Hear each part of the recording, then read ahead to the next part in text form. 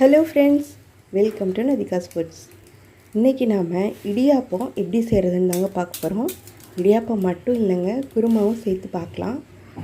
இது வந்து meal maker kurma இல்லை சால்னா, மீல் மேக்கர் சால்னா அப்படின்னு கூட வச்சுக்கலாங்க. அது நம்ம எப்படி செய்யலான்னு பார்க்கலாம்.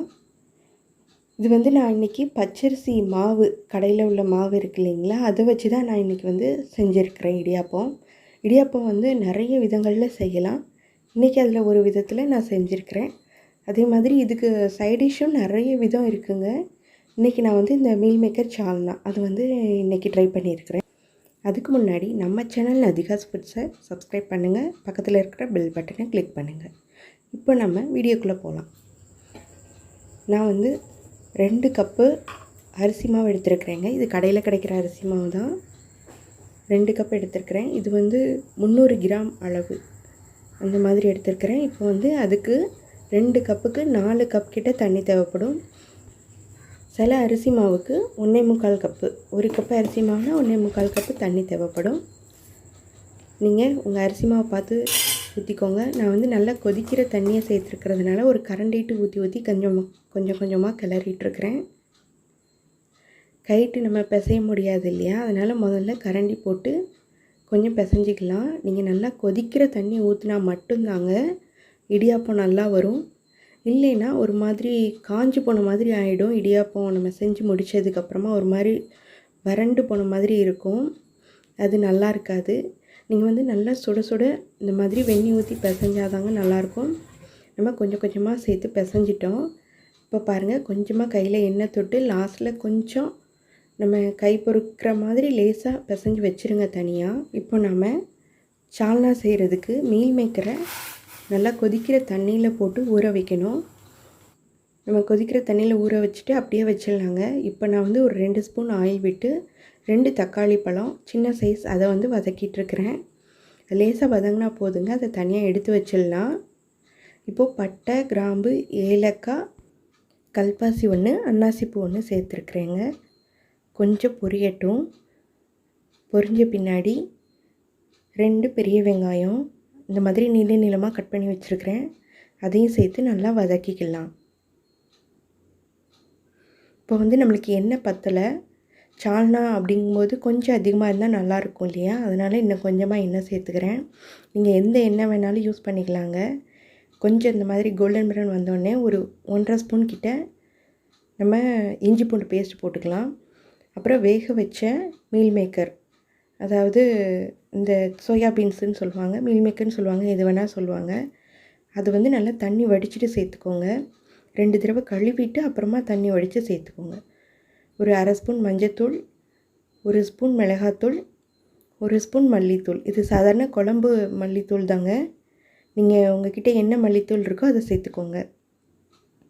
இப்போ நல்லா வதக்கின பின்னாடி தேவையான அளவுக்கு தண்ணி ஊற்றிக்கோங்க. நமக்கு சால்னானாலே கொஞ்சம் தண்ணியாக இருந்தால் தான் நல்லாயிருக்கும், ரொம்ப திக்காக இருக்காது. உங்களுக்கு எப்படி பிடிக்கும் நீங்கள் அப்படி சேர்த்து மூடி வச்சுருங்க. இது வந்து இடியாப்பத்துக்கு ரொம்ப ரொம்ப நல்லாயிருக்கும். இப்போ நம்ம தேங்காய் கொஞ்சத்தோட நம்ம வதக்கி வச்சுருந்த தக்காளி பழம், நிலக்கடலை, 1 ஸ்பூன் ஜீரகம், 1 ஸ்பூன் பெருஞ்சீரகம் அதாவது சோம்பு, அதையும் சேர்த்துக்கோங்க. சேர்த்துட்டு கொஞ்சோண்டு மிளகு, ஒரு 1/2 ஸ்பூன் கிட்ட மிளகு சேர்த்துக்கோங்க. அப்புறமா ஒரு 4 பல் பூண்டு தோலோடு போடணுங்க, அப்போ தான் இது நல்ல மணமாக இருக்கும். எல்லாத்தையும் சேர்த்து நல்லா தண்ணி விட்டு மையாக இது மாதிரி அரைச்சிக்கோங்க. இப்போ வந்து நம்மளுக்கு சால்னா வந்து நல்லா கொதிச்சிருச்சு, மீல் மேக்கர் வெந்திருக்கும். இப்போ உப்பு சேர்த்துக்கோங்க. உப்பு வந்து நிறைய சேர்த்துறாதீங்க, ஏன்னா வேறு காய் எதுவுமே கிடையாது, அதனால் உப்பு அதிகமாக சேர்த்துறாதீங்க. இப்போ தேங்காயும் சேர்த்து நம்ம அரைச்ச விழுது இருக்கு இல்லைங்களா, அதையும் சேர்த்து நல்லா கிளறி விட்டுட்டு நல்லா கொதிக்கட்டுங்க. பாருங்கள், இந்த கன்சிஸ்டன்சியாவது இருக்கணும் சால்னா, அப்போ தான் ஊற்றி சாப்பிட்றதுக்கு நல்லாயிருக்கும். இப்போ நீங்கள் மூடி வச்சு ஒரு 5 நிமிஷம் நல்லா வேக விட்டுட்டு, இப்போது கரம் மசாலா தூள் லாஸ்ட்டாக சேர்த்துக்கோங்க, அப்போ தான் நல்ல மனம் இருக்கும், அதனால் லாஸ்ட்டாக சேர்த்துருக்குறேன். பூண்டு சேர்க்கும் போது நல்லா கழுவிட்டு சேருங்க. அப்புறமா கொஞ்சமாக கொத்தமல்லி, புதினா அதையும் சின்னதாக நறுக்கி சேர்த்துக்கோங்க. இப்போ நம்மளுக்கு சால்னா ரெடி ஆயிடுச்சுங்க. பாருங்கள், இந்த அளவுக்காவது கொஞ்சம் தண்ணியாக இருந்தால் தான் நல்லாயிருக்கும். இப்போ நம்ம பிசைஞ்சு வச்சுருந்த மாவு இருக்கு இல்லைங்களா, அதை இன்னொரு தடவை நல்லா பிசைஞ்சிக்கலாம். இப்போ கொஞ்சம் ஆறிடுச்சு, கை பொறுக்கிற சூடுக்கு வந்துடுச்சு. பாருங்கள் இந்த மாதிரி உருட்டிக்கலாம். நீங்கள் மாவு வந்து கொஞ்சம் சூடாக இருக்கும்போதே பிழிஞ்சிடணும் இடியாப்பம், இல்லைன்னா நல்லா வராது இடியாப்பம். இப்போ இந்த உலக்கு தாங்க எடுத்துருக்கிறேன். இப்போது மாவை உள்ளே வச்சிடலாம். இந்த மாதிரி உருட்டி வைக்கும்போது உங்களுக்கு புளியறதுக்கு ஈஸியாக இருக்கும், அதுக்காக தான் இந்த மாதிரி வைக்கிறது. இப்போ நம்ம க்ளோஸ் பண்ணிக்கலாம் இந்த உலக்கு. இடியாப்ப உலக்கை வந்து நம்ம இப்போ க்ளோஸ் பண்ணி இப்போ இடியாப்ப புழியலாம். இது வந்து இடியாப்ப தட்டில் கொஞ்சமாக நான் எண்ணெய் தடவி வச்சுருக்கிறேன். இப்போ இந்த தட்டில் வந்து நம்ம புழிஞ்சிக்கலாம். இந்த உலக்கு வந்து ரொம்ப ஈஸியாகவே இருக்குங்க. பாருங்கள் இடியாப்பம் நம்மளுக்கு எவ்வளோ ஈஸியாக நல்லா வருதுன்னு. நல்லா சூப்பராகவே வருங்க. இப்போ நம்ம புழிஞ்சாச்சு எல்லாத்தையுமே. இப்போ நம்ம வந்து இது இட்லி பாத்திரத்தில் வச்சு வேக வச்சுக்கலாம்.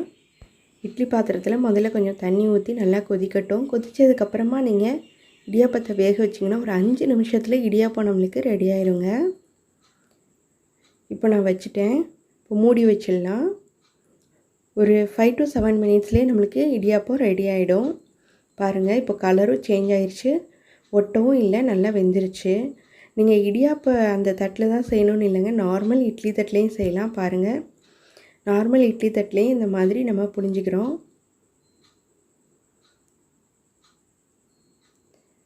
அதுவுமே நல்லா வருது பாருங்கள், நல்லாயிருக்கும்.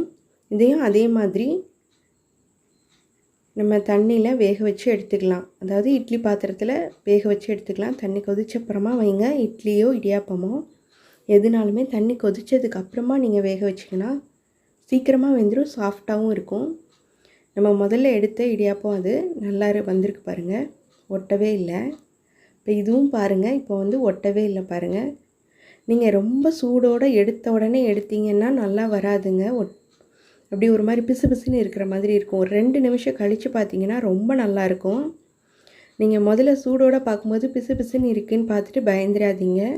ஒரு 2 மினிட்ஸ்க்கு அப்புறம் நல்லா வந்துடும். நீங்கள் துணி போட்டு வேக வச்சிங்கன்னா உடனே நீங்கள் எடுத்துடலாம்.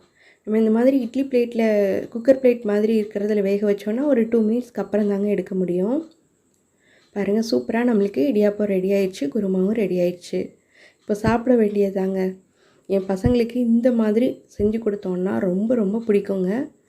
இடியாப்பத்துக்கு எப்போவுமே நான் மேக்ஸிமம் இந்த மீல் மேக்கர் குருமா தாங்க செய்வேன். என் பசங்க இதை விரும்பி சாப்பிடுவாங்க. ரொம்பவும் பொருத்தமாகவும் இருக்கும். இன்னும் நம்ம வெஜிடபிள் குருமா அந்த மாதிரியும் செஞ்சு நம்ம பார்க்கலாம் பின்னாடி. இந்த சேனல் உங்களுக்கு பிடிச்சிருக்கும்னு நினைக்கிறேன். சப்ஸ்கிரைப் பண்ணுங்கள், லைக் பண்ணுங்கள், ஷேர் பண்ணுங்கள். தேங்க்ஸ் ஃபார் வாட்சிங். தேங்க்யூ.